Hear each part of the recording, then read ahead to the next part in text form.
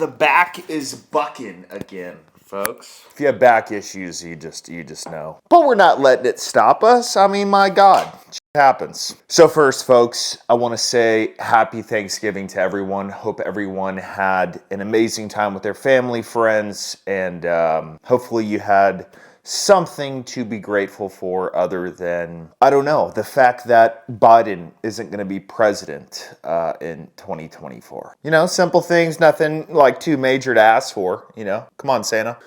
Anyways, I wanted to go into a little bit of a culture difference in America here. And if you don't know what I mean, it's pretty simple. There are people who like to take advantage of other people, right? They like to rob stores, they like to loot, they like to, you know, do all these nefarious things. Now, luckily, I was raised with the mindset of if you want something, work for it. It honestly feels so much better when you get it, when you know that whatever it is, you worked your ass off for it, that you didn't screw someone over to get it, you know? I mean, I feel like I should have put this out before Black Friday for all the folks who, you know, stop by the Nike store and the strip malls and the Walmarts and wherever else that got completely looted.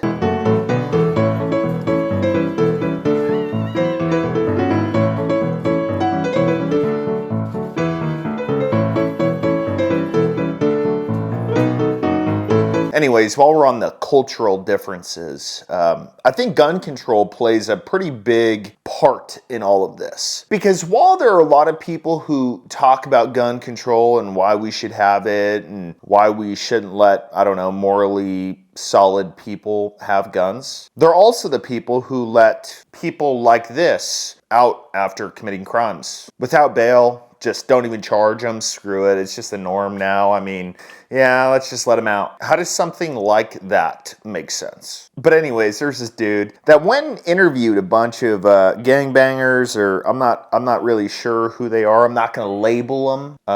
What I will say is that if one of these dudes walked into a gas station where I live, my situational awareness chart would be off the fucking rails, if you catch my drift, right? Like, just for the folks who don't know, there's a difference between profiling and racism and then situational awareness. If you walk into a grocery store in my parts of the town, sagging your pants, wearing a big ass chain around your neck, maybe some red and blue bandanas going. What do most of the people look like who are doing all the looting and crime nowadays? Okay, they look like this. Okay, that's called situational awareness. That's not called racism. Get it right. Anyways, this dude interviewed this group of guys and they talked about guns, and it's pretty interesting.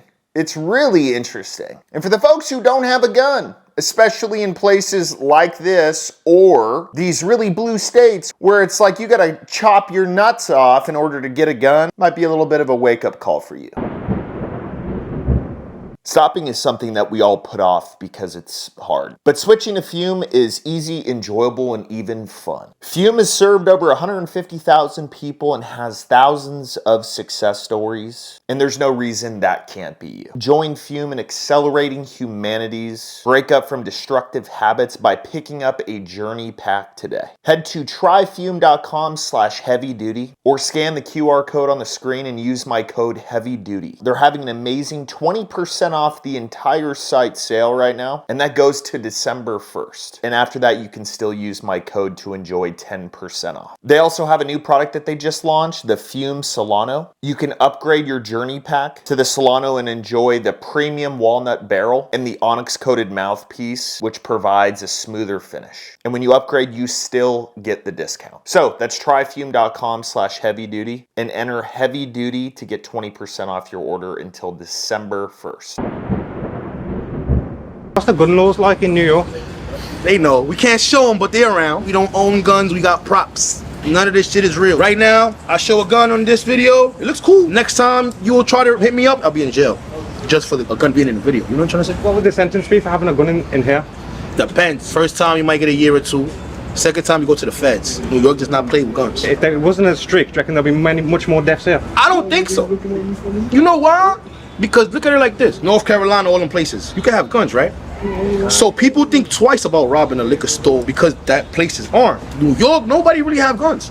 So they will try you. If you have a gun here, it's like gold. So this is in the most dangerous part of the Bronx. I think it's pretty interesting to hear from fellas like this because they just understand how the streets work. And honestly, the one part that he said, it's like, look, criminals know that people here don't have guns. Gun laws are so strict that people don't care. They'll just go in and rob your liquor store or your shop or whatever, and they know that you probably don't have a gun. It's all about percentages. There's going to be a percentage of people who are scared to own a gun because of how strict gun laws are. And then there's going to be the percentage of people who go by the Constitution, who say fuck off to the gun laws and say, this is my American right, this is my God-given right, I should be able to defend myself, and if I'm not doing anything morally wrong with the gun, we shouldn't have a problem. So for the places that are trying to ban guns. I was in Maine only a couple of years ago lobbying the state legislature for a law that, from what the details sound like are coming out about this, may have been able to prevent what happened through a red flag extremist protection order process to be able to remove firearms from people that are a danger to themselves and others, so long as they are given that due process and counsel in the first place. What message do you think you're sending to criminals? I think that should honestly start being the question in regards to these gun control conversations, right? It all comes down to psychology, how the human brain works. If a criminal hears on the news, okay, well, we're banning some type of weapon or we're extending background checks, you know what they say? Great, it's harder to get a gun around here. I don't get my guns legally. I don't have to. Because the crimes that I'm committing, they carry more time than me carrying the gun. So why would I care about the gun laws? It's just simple stuff. Oh yeah, I forgot to show y'all, I got a new prop. See what that says on it? Don't drop it.